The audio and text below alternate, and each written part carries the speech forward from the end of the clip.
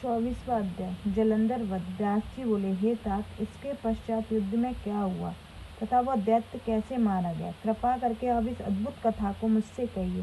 सनत कुमार जी बोले, जब गिरिजा वहां से अदृश्य हो गई और गंधर्वी माया से विलीन हो गई, तब भगवान ने वृषभध्वज को चैतन्य हो गए। उन्होंने मौलिकता व्यक्त करते हुए बड़ा क्रोध आया और फिर विस्मित मना शंकर जी जलंधर से युद्ध करने लगे। जलधन शंकर के बाणों को काटने लगा, परंतु जब काट न सका तो उसने उन्हें मोहित करने के लिए माया पार्वती बना अपने रथ पर बांध दिया, जो शंभु निशंभु द्वारा व्यमान थी। वो विलाप कर रही थी। तब अपनी प्रिया पार्वती को इस प्रकार कष्ट पड़ा देखकर लौकिक लीला दिखाते शंकर जी प्रकाश जनों की तरह व्याकुल हो गए। उनके सारे अंग ढीले पड़ गए, नीचे की ओर मुंह लटका कर चुप हो गए। जलंधर उन पर घोर बाण बरसाने लगा। उस पर शंकर जी को बड़ा क्रोध आया। उन्होंने ज्वाल्यमान भयंकर रुद्र रूप धारण कर लिया। उनके रुद्र रूप को देखकर कोई भी दैत्य उनके सामने खड़ा होने में असमर्थ था और सब भागने और छिपने लगे, यहाँ तक कि शुंभ निशुंभ युद्ध में स्थित होने को सामर्थ्य न हुए। जलंधर की सारी माया क्षण मात्र से नष्ट हो गई और संग्राम में चारों ओर हाहाकार होने लग गया। शिव जी ने उनको भागते हुए शुंभ निशुंभ को श्राप देकर बड़ा धिक्कार कहा, तुम दोनों बड़े दुष्ट हो, तुमने मेरा बड़ा अपराध किया। तुम पार्वती को मारते थे और युद्ध से भागते हो। भागते को मारना पाप है, इसमें तुम्हें अब नहीं मारूंगा, परंतु गौरी तुम्हें अवश्य मारेगी। शिव जी ऐसा कहने पर समुद्र पुत्र जलंधर को क्रोध से अग्नि के समान प्रज्वलित हो उठा। उसने शिव जी पर घोर बाण बरसा कर पृथ्वी का अंधकार प्रकट कर दिया।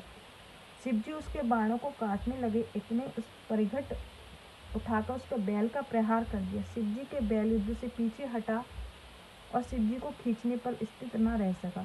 महारुद्र ने अपना दुस्सजा तेज प्रकट किया। रुद्र रूप शंकर भयंकर हो गए और देखा तो दैत्य मेरु पर्वत के समान शरीर धारण कर सामने ही खड़ा है।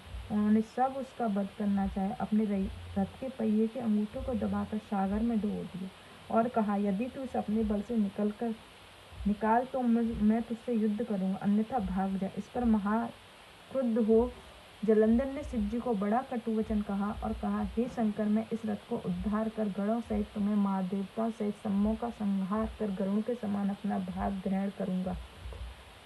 मेरे बाणों को कौन रोकेगा? मैं इस इंद्र को भी मार सकता हूँ और मैं वही हूँ जिसने अपनी भुजाओं से गंगा की धारा को रोक लिया है, तथा सारे जगत को एकार विकार कर दिया है। मैंने ही ऐरावत हाथियों को इंद्र से उठाकर समुद्र में 100 योजन पर फेंक दिया था। मैंने ही गरुड़ सहित विष्णु को नागपाश में बांधा था और उर्वशी आदि स्त्रियों को पकड़कर अपने कारागार में बंद कर लिया था। हे रुद्र, तुम मुझको त्रिलोकी विजेता को नहीं जानते। मैं वही सिंधु पुत्र जलंधर नामक दैत्य हूँ जिसने अपने महान पराक्रम से त्रिलोकी का विजय किया। वृद्धि नंदन से महादेव जी से ऐसा करके उनका डट कर सामना किया और मरे हुए दानवों को बुलाया। साथ ही उस दुर्मद अवनीत से अपनी भुजाओं को ताड़ित कर कटु वचन से शंकर जी से तिरस्कृत भी किया। अब उस दैत्य को ऐसी चेष्टा देखकर शंकर जी हंसने लगे और बड़े क्रोधित हुए। उन्होंने अपने चरणागुष्ठ से बनाए हुए सुदर्शन चक्र को चलाकर उसका सिर काट दिया। एक प्रचंड शब्द से उसका सिर पृथ्वी पर गिर पड़ा। महान हाहाकार होने लगा। अंजन पर्वत के समान उसके शरीर के 2 खंड हो गए। उसके रुधिर के संग्राम भूमि व्याप्त हो गई। सारी पृथ्वी विहल हो गई। शिवाज्ञा से उसका रक्त और मांस महाकौरव में जाकर रक्त का कुंड हो गया। उसके शरीर का तेज निकलकर शंकर जी के शरीर वैसे ही प्रवेश कर गया जैसे वृंदा का तेज गौरी के शरीर में प्रविष्ट हुआ। जलंधर को मरा देख देवता गंधर्व सर्व प्रसन्न हो गए। प्रकृति में शीतलता आ गई। सूर्य अपने तेज से तापने लगा। शांत अग्नि प्रज्वलित हो गई और आकाश निर्मल हो गया। इस प्रकार अनंत मूर्ति द्वारा सागर पुत्र मर जाने पर सभी प्रसन्न हुए। इति से महापुराण पंचम युद्ध खंड का 24वां अध्याय समाप्त। जय गुरु जी।